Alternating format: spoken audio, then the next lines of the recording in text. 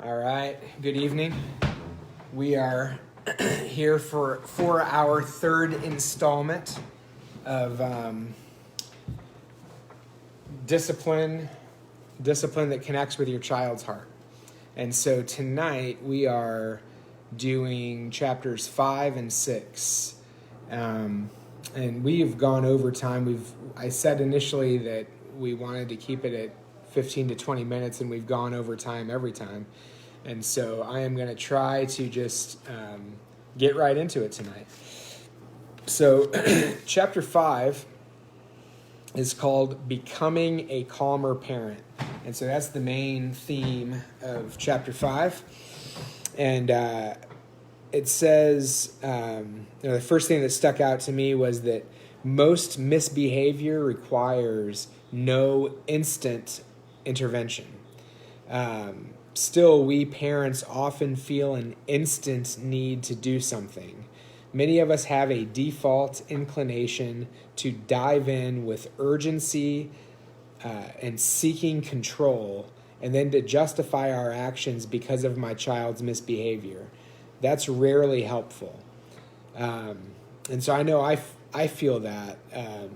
This was a very helpful little paragraph for me, because I constantly feel like I need to instantly intervene when my children are misbehaving. And it says, this was a helpful paragraph for me. It says, discipline interactions flow from a multifaceted combination of what's happening with the child and what's going on inside of the parent. And so when I am immediately, instantly intervening into a situation with my kids where their physical safety is not at stake, but I am instantly intervening, there's something going on inside of me prompting me to do that. And so becoming a safer parent begins with acknowledging and understanding the dynamics, what's going on inside of me. So any thoughts on any of that, babe? No, I mean, I just agree with it so much, because sometimes we see something happen and we just jump in and we snap and we yell and because our initial is just our gut reaction, stop it right now.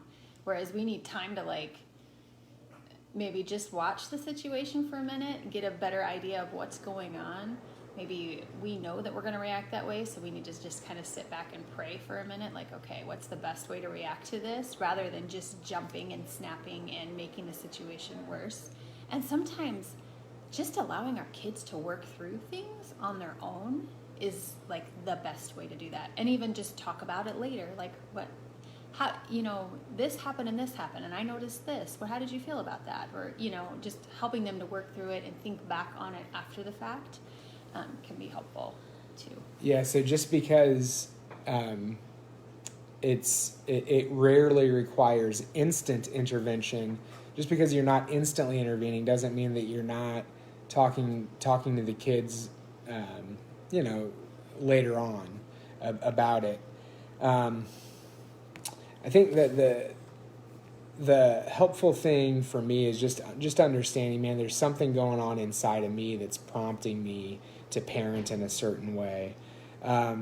He said, if we want to help our kids feel safe enough to calm down and solve the problem with us, instead of being fast, large, and loud, we should aim for slow, low, and listen. So when they talk about fast, large, and loud, it's just talking about how kids' brains have a self-protect mode that gears for either a defensive or an aggressive reaction to anything fast, large, and loud. And so when we are instantly engaging as a parent to a young child, we are coming in fast, large, and loud a lot of times. And in a small amount of situations when danger is imminent, children may need our startling intervention, but usually our intimidation provokes the defensive and aggressive reactions that cause us that cause the conflict to escalate.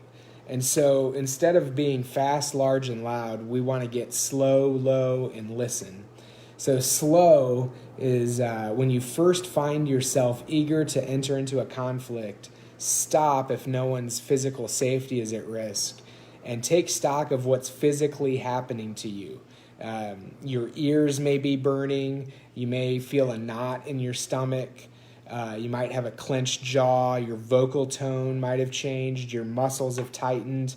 And so one or more of these things can give you an intimidating, conflict-escalating presence. And so the key to slow is to buy time to de-escalate the intensity. And so the authors recommend just physically taking a step back or walking slowly towards the situation. Go to a different room for a few minutes, letting your child know that you're going to cool off, but you're trying to buy yourself time to de-escalate the intensity. Now, low, so that's slow. Low is about keeping your energy low and calm and your posture non-intimidating. And so sitting down next to the child, setting a small child up on a counter or on a chair, and you sitting below them, putting your hands behind you or in your pockets, or even developing like a specific calming routine that your kids know and expect. So like the author of the book, she said that her calming mechanism is to use hand lotion. And so when she feels the conflict or the intensity rising in her, before she engages in the discipline with her child, she'll use the hand lotion to buy time to de-escalate the energy and intensity of the situation, to get low, to calm down. And then so slow, low, and then listen is the third thing. So you want to listen to your child, give your kids space to talk first rather than you're just going in like you know everything. I get into trouble with this all the time where I assume I know the situation and I tell them what the situation is rather than going in as a listener, ready to listen to my child and listen to their perspective. Listen to your heart for your child. And so this is really important when you're entering into a disciplined situation, listening to your heart for that child, remembering that you love that child, remembering maybe you want to just rehearse some great qualities that you see in that child, and just reminding yourself, listening to your heart is for that child. We forget it sometimes when they're misbehaving, and so you want to listen to your heart for that child. Consciously walk in their shoes, and so you want to. This is about empathy, and okay, what's it like? What must that feel like to be in their shoes right now? Listen to God's word, and then ask for God's guidance. And so that's slow, low, and listen. And then the authors encouraged me, and I want to encourage you. Success of any kind is progress. So if you are a little slower, if you are being a little lower, if you are listening a little bit, that's all progress. And so any progress you make as a parent in these situations is success. And then they also talk about in this chapter the idea of do-overs. And so when you blow it as a parent, when you misbehave as a parent, and you come in strong and intense and really are perhaps disrespectful and rude to your child, and man, I was not following the Holy Spirit in that exchange. Hey, you can just ask your child for a do-over. Just say, you know what, can I do that over again? And or Yeah, when you have a bad interaction with your kids, just asking for a do-over. And you can model, what you're doing there is just modeling repentance. You're saying, hey, I'm sorry, can I have a second, can I do that over? You're modeling for your child a skill for them that they can take with them when they misbehave as they get older as well.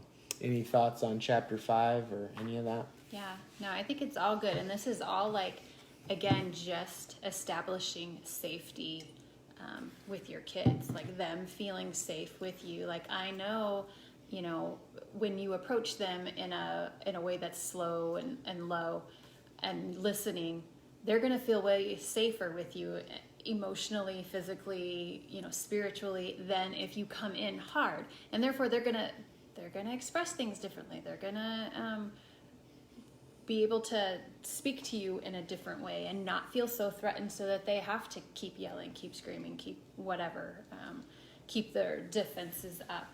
And I've seen this in our own home, and especially the listening thing.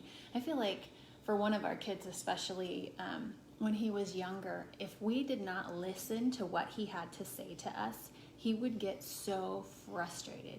Like, you are not, like, because he felt so understood, and then the frustration. Misunderstood. Yeah. And so the frustration in him would just keep mounting. Whereas we think we know what went on, and so I'm going to tell him what to do and, what was the problem, where he's like, that's not it at all. You're not listening to me. And so once I figured that out and, like, take the time to sit and listen to what he has to say, he reacts totally differently. So I definitely really agree with that part, for sure. Yeah, but it's always surprising when somebody else has a different perspective on something than you do, and even when it's your kid. And so you think you have the only correct perspective, and it turns out you don't. I don't, and our kids oftentimes have a different perspective, and what's going on with them, we don't see it. We, like, my kids blow me away, like, oh, that's what's bothering you? That's how you perceived that? Mm-hmm. I thought I knew what was bothering them. I thought I knew what the problem was, and I was telling them what it was, only to find out, man, I had zero. I was blind, and so what I had to do was learn to listen to their perspective rather than tell them their perspective. Mm-hmm. Chapter 6 is about renewing my mind for parenting. That's the name of the chapter. So parents get locked into unhealthy patterns when they focus on changing surface behaviors without changing the thinking that drives it. And so the authors reference Romans chapter 12, verse 2, where it says, don't be conformed to the pattern of this world, but be transformed by the renewing of your mind. And so they talk about how one of the patterns of this world is to only deal with appearances, only deal with surface level stuff, and then kind of brush everything else under the rug. And so an example of only dealing with appearance is like when your child says something, you say, don't you dare say that. Well, that's just, you just don't want, like, there's something underneath what they said. Or don't cry, it'll be fine. So you're just dealing with what they say and they're crying, but why did they say what they said? Why are they crying? The pattern of this world gets repeated when we sweep unresolved, frustrating, sadness, frustration, sadness, tension under the rug without resolving them. So there's all this unresolved stuff going on in your child that's making them lash out and say something, or making them cry. And when all we're dealing with is, I can't believe they said that, or why do they keep crying? Well, there's unresolved stuff that needs to be resolved, that needs to be dealt with. If we live the world's way, we attend to surface level appearances and others' perceptions. We tend to disregard or not notice deeper dynamics. To truly be transformed and grow as a parent, I need to examine my thoughts, my feelings, my motivations, and surrender them to God's truth and grace. And so this is humbling for parents. It's humbling for me as a parent. Man, in discipline situations, this is about my kid and their misbehavior. This isn't about me and my stuff. No. It very much is. The way that you respond to your child's misbehavior is very much about you and your stuff. And until you acknowledge that you and your stuff is a reason why you are reacting the way you are to your child's misbehavior, until you acknowledge that, you're going to be stuck in a pattern of this world. And so what we need to do is submit ourselves, not just submit our kids, but submit ourselves to the grace and truth of Christ and be transformed. The strong emotions, actions, and statements revealed when I discipline are strong indicators of what's happening underneath the surface.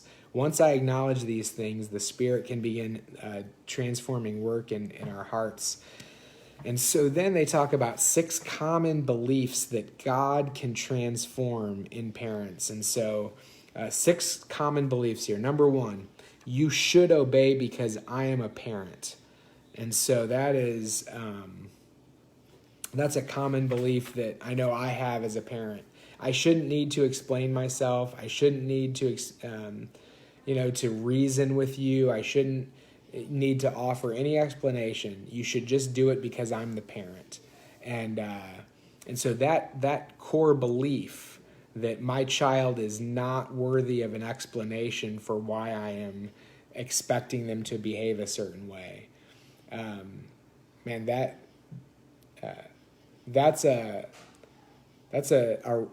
That belief is going to lead you to some conflict in discipline. It's going to be you're going to butt heads with your kids a lot, and I believe the Lord wants to transform that in us as parents to be more patient and to be more humble and to help teach our children the why beneath just the what I say. It's not just what I say, it's and here's why. And who among us doesn't want a why? Like why are we doing this? Why?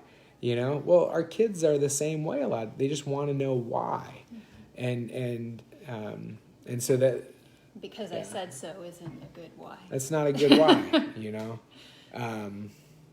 and so when you can, and most of the time we can, just think through for yourself, why don't I want my kid to eat potato chips at 9:30 a.m. this morning? And taking the time to explain, hey, dude, chips are what's classified as junk food. And, and junk food, science has proven you get a little bit of a jolt and then you get really tired afterwards. It's not helpful, And so that was my fleshing this out this morning with one of my sons. Another wrong belief, or another belief we have that isn't always helpful. My child is a real problem. I fear where this will lead her. And so there's this anxiety that's driving. There's this anxiety about the future and your future child that's driving the way you discipline them. And so anxiety can lead to anger. So that's a problematic belief. Another problematic belief is that that my kid is my report card. So if my child behaves well and succeeds, I'm a good parent. If not, then I'm a bad parent. You got any thoughts on that one? Yeah, that one's huge for me. It's huge in the way that I react to my kids. I think back on some of the times where I've reacted the worst would be more like not necessarily in public, but the way they acted in public. And then later on, I get them in the car and I just, like, you embarrassed me. How could you do, but it's all because I feel like they are a reflection of me as a mom. So the way people think of them are the way that they're going to think of me as a parent. And I want to have a good report card as a parent. I want to look like a good parent. And so when they look like bad kids, I look like a bad parent. But it's not true. it's not accurate. And my reacting to them out of that lie is hurtful to them, and it's hurtful to our relationship, and it makes them not feel safe with me. And I mean, that's like huge for me that I'm realizing through reading this book. And then a fourth one is I deserve peace, quiet, and obedience. I deserve a good night's sleep, a well-behaved kid, and a low-stress life. And so I don't deserve, and so sometimes I'm there's an entitlement thing, right? Like, man, I shouldn't have kids that, I run into this all the time. Like, dude, I do not want to have to tell you this again. Well, what am I saying in that? I deserve a child who gets it the first time.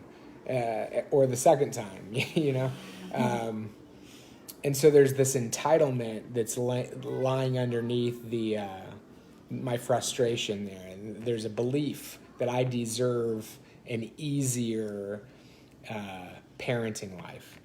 A fifth belief: why can't my kid just do what she's supposed to do?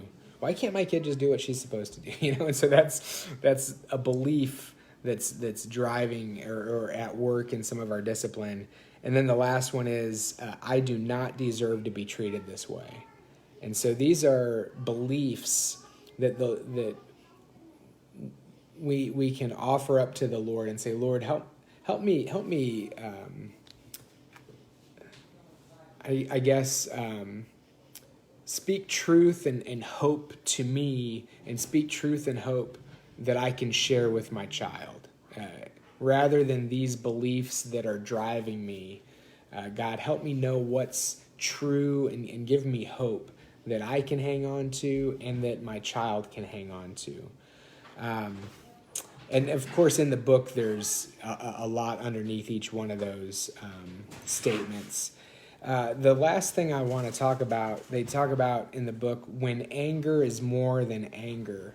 When anger is more than anger. Many parents say they feel angry with their children, especially during discipline. However, another emotion is often lurking beneath. For many people, anger feels more powerful and less vulnerable.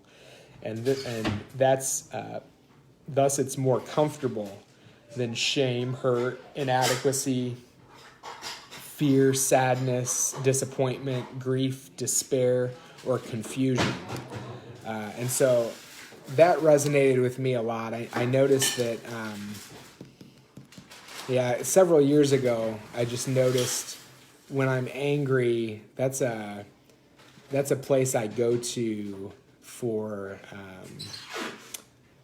comfort when I'm actually feeling something else. If I'm feeling inadequate in a certain role in my family, or if I'm feeling sad about something or disappointed. Again, all those emotions are more vulnerable than anger. And so anger is kind of a protective emotion, protecting me from having to be vulnerable. Getting to the root of these other emotions is crucial to renewing our minds with the truth of Jesus. And so they ask a good question at the end of this little part of the book. They said, what would a question to ask yourself when you're angry? What would I feel right now if I couldn't feel angry?